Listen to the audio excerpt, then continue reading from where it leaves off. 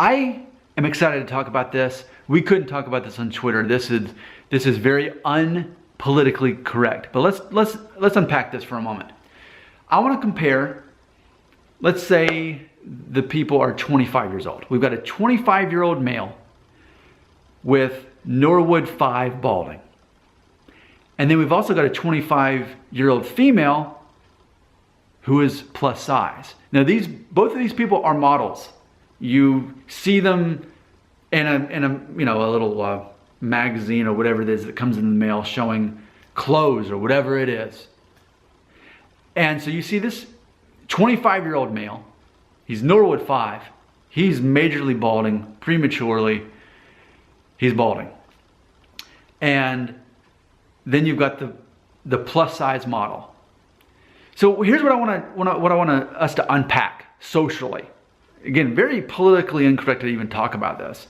And I could never put this on Twitter, but let's talk about that. I think there's some double standards that we've got to address. So basically, people who are in media are less likely to put a balding man in front of a camera as a model. And they're also less likely to put a plus size model in front of a camera, like even in movies. Why is it that most men are not losing their hair if they're younger? And why is it that most actresses tend to be thin? Why? Well, because that's how Hollywood and all of them are. They want to show you models. So men with perfect hair and women that are size 0. That's what they want to show you. Why though? Is it because Hollywood is truly corrupt? I just now realize how much I look like Freddy Krueger. I promise you this is a complete coincidence that I'm wearing this red shirt with stripes and this hat. That was completely not planned. You have to believe me. This was shot on Halloween, but that was not planned. But is it because people behind the media are evil and they're prejudiced against balding men and plus size women? Is that why that is? No, it's not. I'm actually defending the media on this one. I say it's the free market that's the enemy. I say that if you're in media, your job is to sell magazines or movies or whatever it is. And who's buying those? Us, the free market. We want to, when we see someone in a magazine or a movie or whatever it is, we want to see this ideal thing, this physical ideal.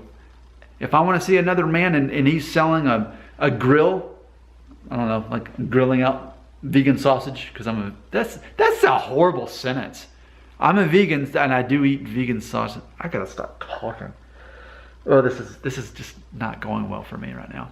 But anyway, apparently most men want to see another man with a full head of hair because that's their model. They don't want to see a balding guy. It is the theory.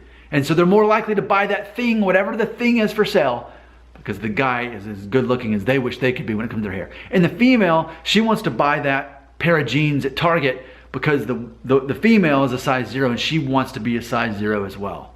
So the free market is actually the enemy. The free market is buying into this Hollywood media thing of it's reinforcing the idea that men need to have full heads of hair and that women need to be size 0. So therefore, if you're a man losing your hair and you're a younger man, or you're a young girl and you're plus size, it's easy to blame the person behind the camera taking the pictures.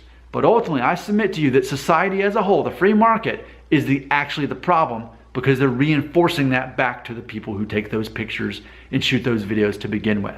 So, what are your thoughts on that? I am very passionate about how I feel about this. I think this is something we got to talk about. It's easy to blame the producer, but I think really it's the general public who actually make it those standards the case, which is why we don't see balding men and plus size women in ads and in movies as actors. We're seeing these thinner women and men with full head of hair, and we're actually the problem.